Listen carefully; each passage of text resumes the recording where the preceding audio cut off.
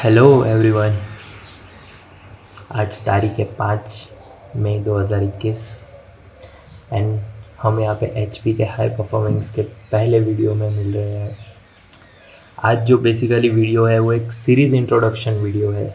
इसके आगे हम पूरी एक टेक्निकल एनालिसिस और फंडामेंटल एनालिसिस की एक सीरीज़ देखेंगे। उसका एक इंट्रोडक्टरी पार्ट है। इसमें बेसिकली जानेंगे अपन कि शेयर क्या होता है और दूसरी ऑथोराइज बॉडी कौन है और बाकी सारी जो छोटी छोटी माइनर डिटेल्स हैं जो आपको या एक बिगिनर को स्टॉक मार्केट में एंटर होने से पहले पता होनी चाहिए, वो सारी चीज़ें हम इस लेक्चर में जानेंगे। ये लेक्चर बेसिकली एक इंट्रोडक्शन टाइप है। मीन्स यू कैन से कि ये एक स्टॉक मार्केट इंट्रोडक्शन है या आगे जो इसके बाद जो वीडियोस आने वाले हैं उसके लिए ये पूरा इंट्रोडक्शन है। तो आइए शुरू करते हैं।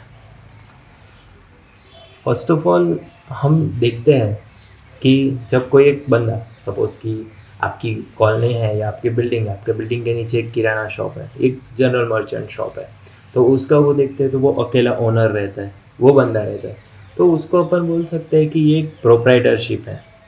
फिर उसके बाद कभी कभी आपने ऐसा देखा होगा कि एक शॉप पर ऐसे 2-3 पार्टनर्स मिले हैं, डिसाइड किया है कि अब अभी सपोज़ कि फॉर एग्ज़ाम्पल एक बंदे के दिमाग में थॉट आया कि मुझे बिल्डिंग बनानी है, पर बिल्डिंग बनाने के लिए ऑब्वियस सी बात है कि एक कैपिटल कुछ ज़्यादा लगेगा।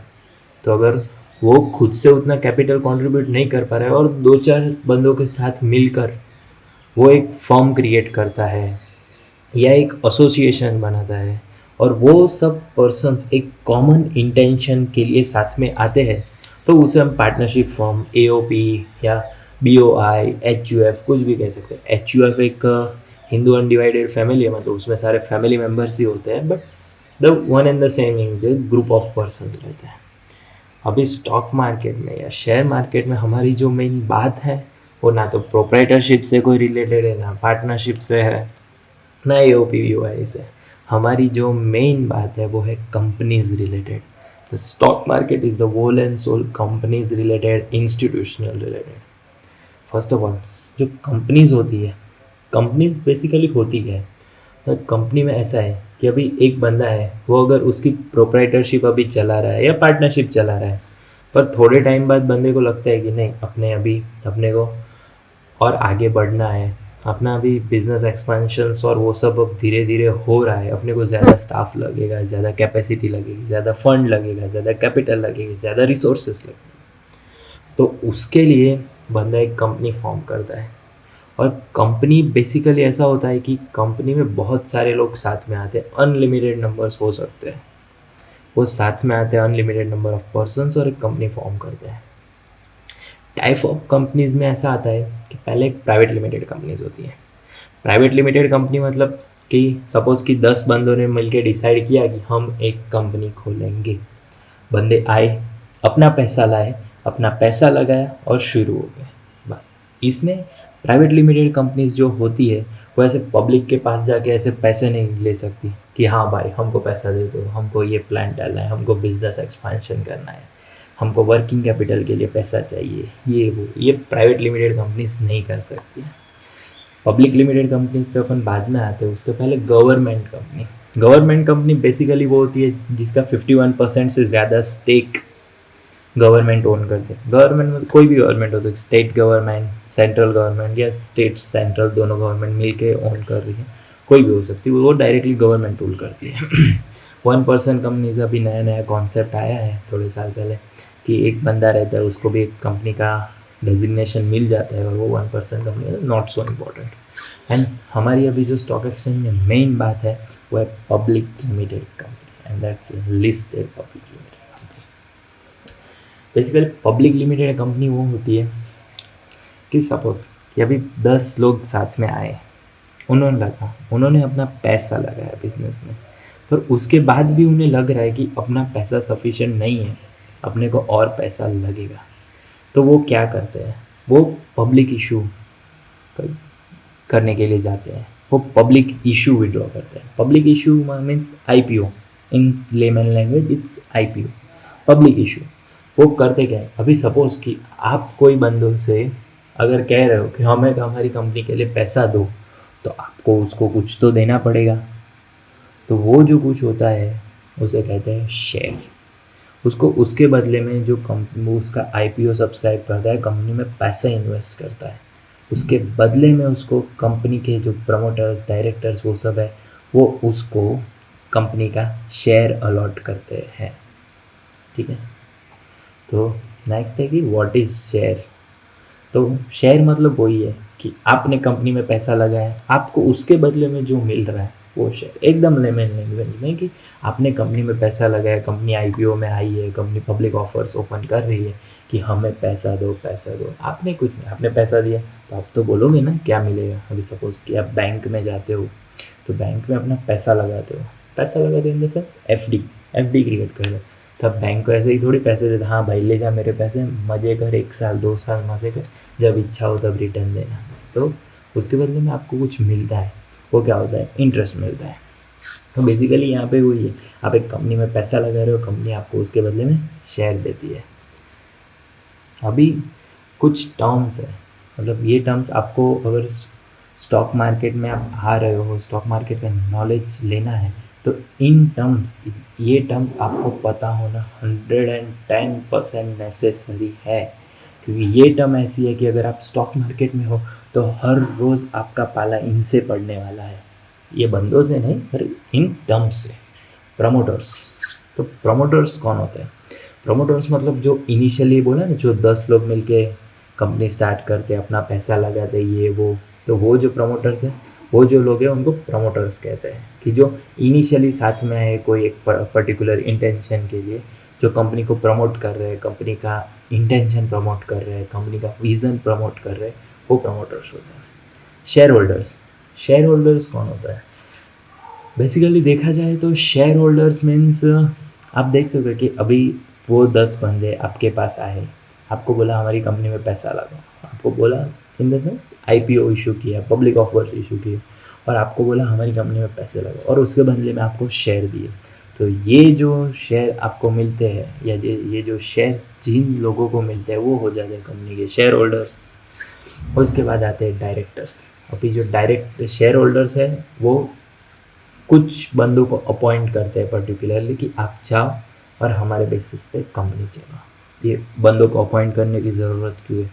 अभी सपोज़ कि आप रिलायंस है, तो रिलायंस के शेयर होल्डर्स, मतलब रिलायंस के shareholders more than once करोड़ों में शेयर होल्डर्स होंगे, या लाखों में शेयर होल्डर्स, लाखों करोड़ों शेयर होल्डर्स हो सकते हैं। तो भाई लाखों करोड़ों शेयर होल्डर्स जाएंगे और कंपनी चलाएंगे, ऐसा तो हो नहीं सकता है। तो इसके लिए सारे शेयर होल्डर्स मिल बैठ के जनरल मीटिंग, बोर्ड मीटिंग्स ये कंडक्ट करके अपने हिसाब से कुछ बंदे नॉमिनेट करते हैं जो डायरेक्टर्स कहलाते हैं, और ये डायरेक्टर्स इन सारे शेयर होल्डर्स के बिहाफ पे कंपनी रन करते हैं। अभी सपोज कि यहाँ पर एक डाउट आ सकता है कि अभी मुकेश अंबानी है, तो रिलायंस इंडस्ट्रीज लिमिटेड RIL, तो RIL is a public limited company. Yes, RIL is a public limited. तो फिर अभी रिलायंस में मुकेश अंबानी ये ओनर कैसे हुए RIL के? तो ये जो कंपनी का सारा हिस्सा बटा ना 100%, कि आपको उसमें से, चलो मान लो कि आपने 10 रुपये लगाए तो आपको 100 रुपये की पूरी कंपनी की वैल्यू है, तो आपको उसमें से एक शेयर दिया तो आपके पास एक शेयर हो गए। वैसे 100 बंदों के पास सपोज सबको एक एक शेयर दिया है, तो 100 बंदों के पास 100 शेयर है। तो उसमें से मुकेश अंबानी है, वो अगर 55% या मेजोरिटी शेयर्स होल्ड करता है, तो वो उसका ओनर बन जाता है, या बेसिकली उसके हाथ में कंट्रोल होता है, क्योंकि सारे राइट्स, सारे वोटिंग राइट, सारे मेजोरिटी से वही लेना है। तो बेसिकली ये डायरेक्टर्स अपॉइंट करना ये होता है कि ये जो सारे शेयर होल्डर्स होते हैं वो मिलके अपने कुछ नॉमिनीज या अपने कुछ रिप्रेजेंटेटिव्स अपॉइंट करते हैं जो कंपनी चलाने वाले आगे जाके।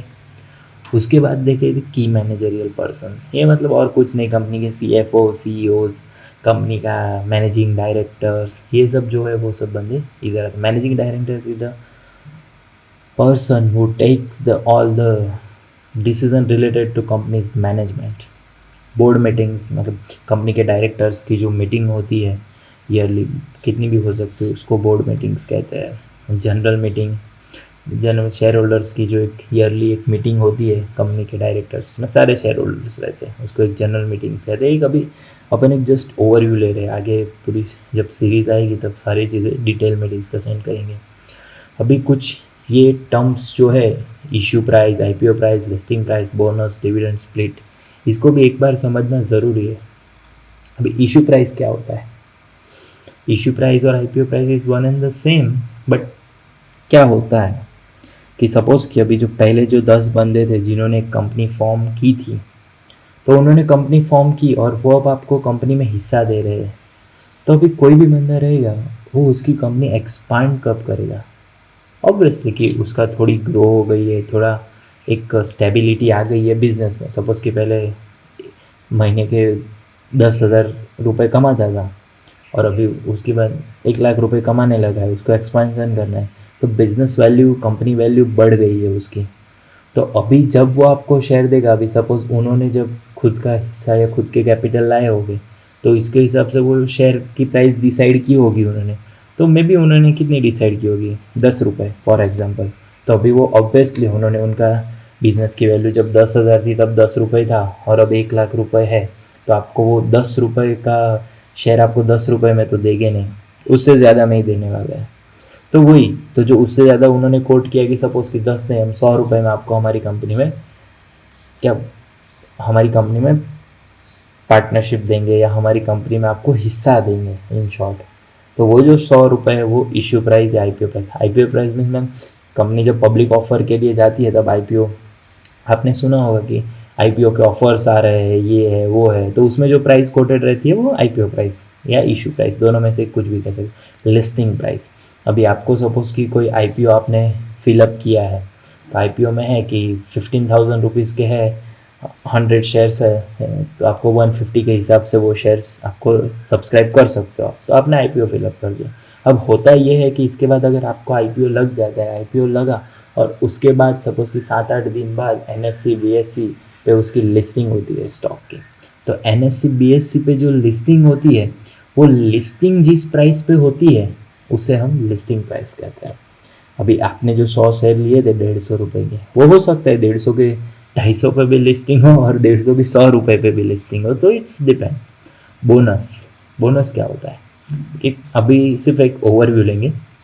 बोनस मीन्स आपके पास एक शेयर है, कंपनी बोलती है हम एक पे एक शेयर बोनस देंगे, मतलब बाय 1 गेट 1 फ्री, या ऐसा कह सकते हैं कि आपके पास अगर पहले से एक है ना तो मैं आपको और एक दूंगा। तो ऐसे ही बोनस कंपनी में अपने सैलरी में सुना होगा बोनस मिला, बोनस मिला, तो आपके पास कुछ है और कंपनी खुश होकर आपको कुछ रह रही है, उसे बोनस कहते हैं। डिविडेंड, डिविडेंड, डिविडेंड, डिविडेंड मतलब अभी आप बैंक में एफडी जमा करते हो तो उस पर आपको इंटरेस्ट मिलता है। अभी कंपनी में आपने पैसा लगाया, आपको शेयर मिला है, तो कंपनी कुछ तो रिटर्न देगी ना आपको। तो कंपनी जो आपको रिटर्न्स देती है, एफडी में इंटरेस्ट मिलता है अपने को as in the form of return, और शेयर्स पे in the form of return अपने को डिविडेंड मिलता है। स्प्लिट, स्प्लिट थोड़ी टेक्निकल टर्म है बट एक ओवरव्यू ले लेते हैं यहाँ पे कि स्प्लिट में कभी बेसिकली ऐसा होता है कि अभी रिसेंटली आइसर मोटर्स का जो शेयर है उसकी प्राइस थी 30,000 रुपीज़। तो अभी इतना बड़ा शेयर, अभी सपोज़ कि कोई आदमी को लेना हो 30,000 रुपीज़ का शेयर, तो वो बहुत बड़ा पड़ता है। तो कभी कभी कंपनी ऐसा करती है कि उसको स्प्लिट कर दे। तो आइसर मोटर्स ने क्या किया, वो 30,000 का शेयर 3,000 में कर दिया।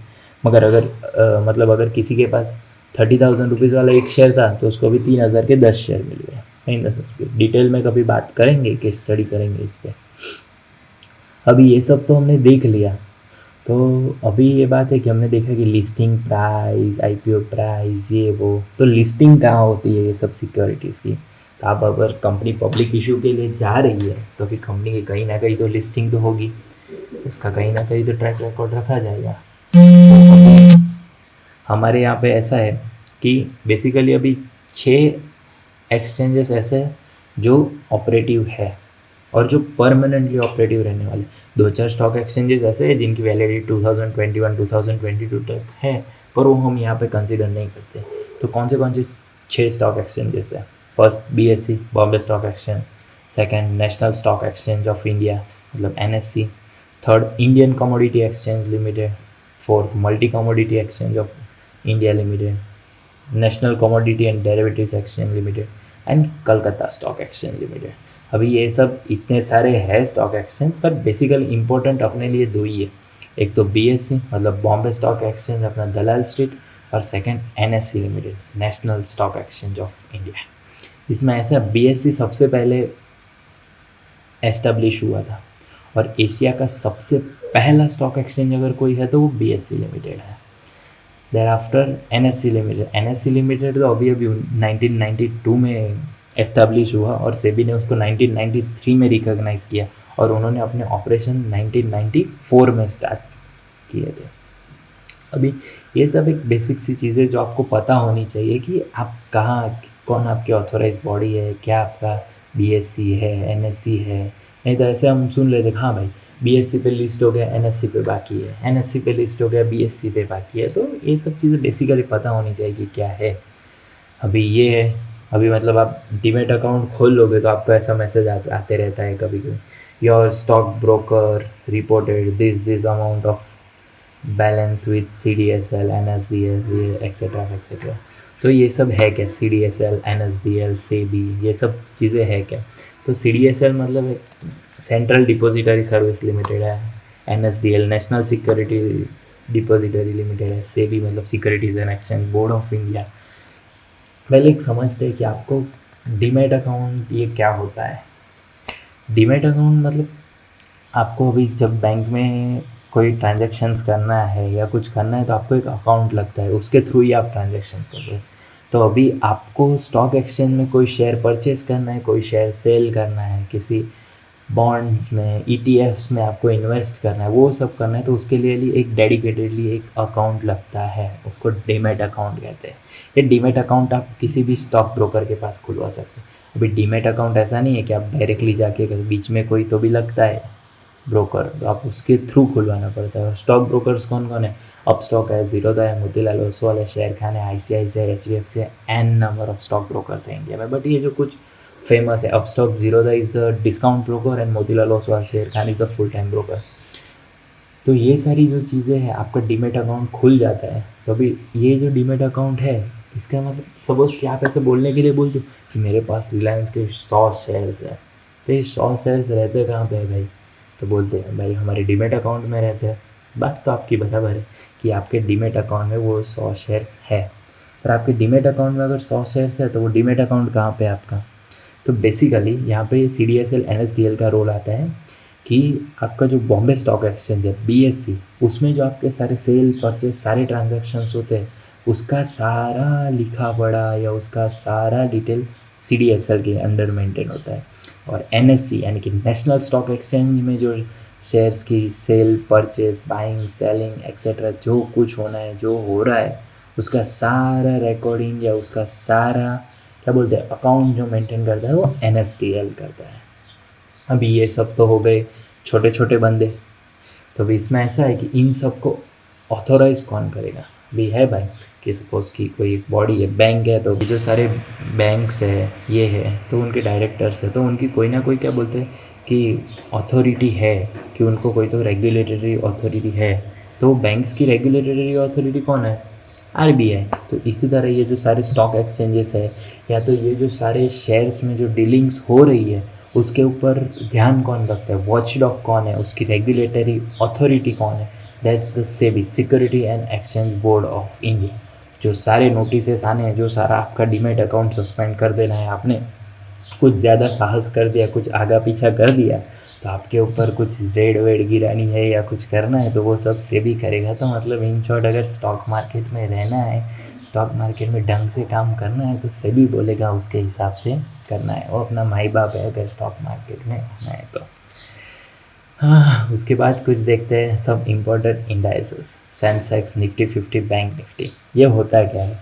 आपने कभी कभी सुना होगा कि सेंसेक्स आज 1000 पॉइंट ऊपर चढ़ गया, निफ्टी 50 आज 500 पॉइंट ऊपर चढ़ गया, बैंक निफ्टी आज 1000 पॉइंट ऊपर चढ़ गया। तो ये सब बेसिकली है क्या? अभी सेंसेक्स है मतलब अगर आप देखने जाओ तो BSE में मोर देन 2000 कंपनीज लिस्टेड है, निफ्टी 50 में भी मोर देन आई थिंक 1800 या समथिंग कुछ तो भी लिस्टेड है निफ्टी में, बैंक निफ्टी भी वो एक इंडाइसेस है। तो अभी सेंसेक्स जो है वो तो क्या करता है, क्या मार्केट की मूवमेंट डिसाइड करता है, एक इंडिकेटर है, जैसे आपका टेम्परेचर दिखाने के लिए इंडिकेटर रहता है, वैसा ही ये इंडिकेटर है। सेंसेक्स में बेसिकली टॉप 30 कंपनीज है ना, जो BSE में जो लिस्टेड है, उसका मार्केट कैपिटलाइजेशन, मार्केट वैल्यू जो है उसके अकॉर्डिंग जो टॉप 30 कंपनीज है, टॉप 30 है, सिर्फ 30, 3,000 कंपनी हुई, 2,000 कंपनी, उससे हमसे नहीं लेना है। जो टॉप 30 कंपनीज है उसका जो मूवमेंट होता है शेयर में, उसके शेयर प्राइस में जो मूवमेंट हुआ प्लस माइनस, वो सब सारा एक इंडाइसिस के थ्रू डिसाइड होता है, और वो जो BSE का इंडाइस है वो सेंसेक्स है। वैसे ही NSE में टॉप 50 कंपनीज का एक लिखा पड़ा होता है पूरा, कि उसके शेयर्स में जो मूवमेंट हुई तो मूवमेंट कैसे रिफ्लेक्ट होती। तो उसका NSE का जो इंडाइस है वो है निफ्टी 50, और ये बैंक निफ्टी है। बैंक निफ्टी भी काफ़ी, ये मेजोरिटी ये 3 इंडाइसेस इसलिए कवर किए हैं कि क्योंकि ये मेन है, बाकी तो बहुत सारे। अभी बैंक निफ्टी में ऐसा है कि 12 बैंकिंग कंपनीज बहुत है, मतलब काफ़ी बैंकिंग इंस्टीट्यूशंस है, या काफ़ी बैंक्स है जिसके शेयर्स लिस्टेड है, या जो पब्लिक लिमिटेड है कंपनीज।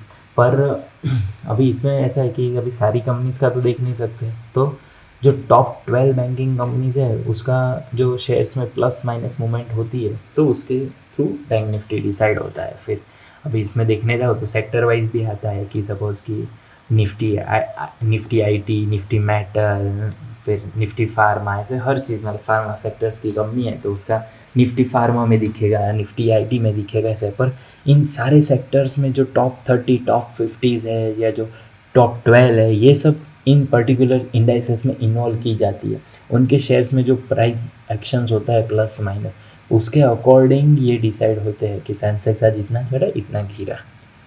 ठीक है, आगे देखते हैं सीरीज डिटेल्स। अभी बेसिकली ये तो एक इंट्रोडक्टरी वीडियो था, कि बेसिकली कुछ छोटी छोटी चीज़ें हैं जो कंफर्म पता होनी चाहिए स्टॉक मार्केट में एंटर करने से पहले, कि कहाँ जा रहे हो कहाँ नहीं। मतलब पता है कि भाई जाना तो है, वैसे बोले पूना जाना है, पर पूना में पता ही नहीं क्यों जाना है, क्या करना है, किस लिए जाना है। तो इसके लिए पूरा एक ये इंट्रोडक्टरी वीडियो था। इसमें ज़्यादा कुछ नहीं, सब लेमन लैंग्वेज में समझाने का ट्राई किया है जितना हो सके उतना। कोई डाउट क्वेरीज रहे तो आप नीचे मुझे पूछ सकते हो। एक बेसिकली एक ओवरव्यू कि एक ज़रूरत क्यों है स्टॉक मार्केट की, क्या है इसके लिए। स्टॉक मार्केट अगर एक सिंपल लाइन में एक्सप्लेन करूँ तो एक ऐसी जगह है कि अगर कंपनी का शेयर दे दिया, तभी उसको, वो जिसके पास शेयर होल्डर है उसको अगर कंपनी में से निकलना है तो जाके बेचेगा कहाँ, तो उसको ढूंढना पड़ेगा कोई सामने बायर की जो मेरा शेयर ले ले, ऐसा। तो ये बायर और सेलर को एक कॉमन प्लेस पे लाके उनके बीच में डील करवाना, ये स्टॉक एक्सचेंज का काम है, और यही सारा स्टॉक एक्सचेंज में होता है। बाकी आगे डिटेल्स में देखेंगे। अभी एक थोड़ी एक छोटी सी डिटेल है कि सीरीज़ डिटेल्स, मतलब ये तो एक इंट्रोडक्टरी वीडियो था, इसके बाद क्या मिलेगा। अभी ऐसा है, कोई भी शेयर है वो गिरेगा या बढ़ेगा, वो बेसिकली 2 एनालिसिस से अपन जान सकते हैं। एक तो टेक्निकल एनालिसिस, एक फंडामेंटल एनालिसिस। अभी चैनल का जो इंटेंशन है, चैनल स्टार्ट करने का जो मोटिव है, वो यही है कि एक इन्वेस्टमेंट, प्रॉपर इन्वेस्टमेंट कैसे की जाए वो सिखाना। इंट्राडे, FNO, इस पे हाँ एजुकेशन पर्पस के लिए शायद वीडियोस आएंगे आगे, पर अभी बेसिकली जो टारगेट है अगले 2-3 महीनों तक कि वो यही है कि एक इन्वेस्टमेंट कैसे करना है वो सिखाना। और इन्वेस्टमेंट करने के लिए शेयर को एनालिसिस करना है तो उसको बेसिकली 2 टाइप से एनालिसिस है, एक तो टेक्निकल एनालिसिस और फंडामेंटल एनालिसिस। टेक्निकल एनालिसिस क्या होता है, आप चार्ट पैटर्न देख लो, कुछ 2-4 इंडिकेटर्स लगा लो, मूविंग एवरेजेस लगा लो, तो उस पे से आप देख सकते हो कि ये शेयर लेने लायक है कि नहीं लेना। और फंडामेंटल है मतलब कंपनी का मैनेजमेंट कैसा है, कंपनी का फाइनेंशियल्स कैसे है, कंपनी डिटेल्स कैसे है, कंपनी का बिजनेस मॉडल कैसा है, इन सब के बेसिस पे जो डिसाइड करते हैं उसको फंडामेंटल एनालिसिस कहते हैं। तो ये जो 2 एनालिसिस है, ये 2 एनालिसिस आपको आ गए तो इसके बाद आपको किसी को पूछने की ज़रूरत नहीं पड़ेगी कि मैं इस स्टॉक में पैसा इन्वेस्ट करूं या ना करूं। आप चार्ट में चार्ट का पैटर्न देख के बता सकोगे कि ये स्टॉक में ये लेवल पे एंट्री लेने जैसी है या नहीं लेने जैसी है। फंडामेंटल्स बाद में, पहले टेक्निकल एनालिसिस की सीरीज स्टार्ट करेंगे, बाद में फंडामेंटल एनालिसिस पे जाएंगे, क्योंकि टेक्निकल एनालिसिस एक ऐसी ऐसी चीज़ है जो आपको हर जगह यूज़ होगी। मतलब आप इंट्राडे एफ कर रहे हो तो भी आपको टेक्निकल एनालिसिस लगेगा और वो आपको यूज़ होगा। वहाँ पे चार्ट स्टडी, स्टॉक सिलेक्शन कैसे करना है, रेजिस्टेंस सपोर्ट्स क्या होता है, मूविंग एवरेजेस क्या होते हैं, स्टोचस्टिक RSI क्या होता है, सब सारे जितने मेजरली यूज़ होने वाले इंडिकेटर्स हैं उन सब के बारे में डिटेल्स जानेंगे। चार्ट की स्टडी देखेंगे कि एक चार्ट को पर्टिकुलरली रीड कैसे करना चाहिए, कि अगर कोई एक स्टॉक है वो गिर रहा है, चढ़ रहा है या सपोर्ट ले रहा है तो कैसे है, उसका ट्रेंड अप ट्रेंड है, डाउन ट्रेंड है या कंसोलिडेटेड जो जोन में है, वो सब चीज़ें सारी क्या है वो हम आगे के सीरीज़ में देखेंगे। तो तब तक के लिए बाय बाय, टाटा और स्टे सेफ, टेक केयर। ध्यान रखो सबका, बिना कुछ काम के घर के बाहर मत निकलो, अपनों का ध्यान रखो, ठीक है। और तब तक के लिए बाय बाय। और अगर वीडियो अच्छा लगा तो लाइक कर सकते हो, शेयर कर सकते हो और सब्सक्राइब कर सकते हो। और नेक्स्ट वीडियो तक बाय बाय।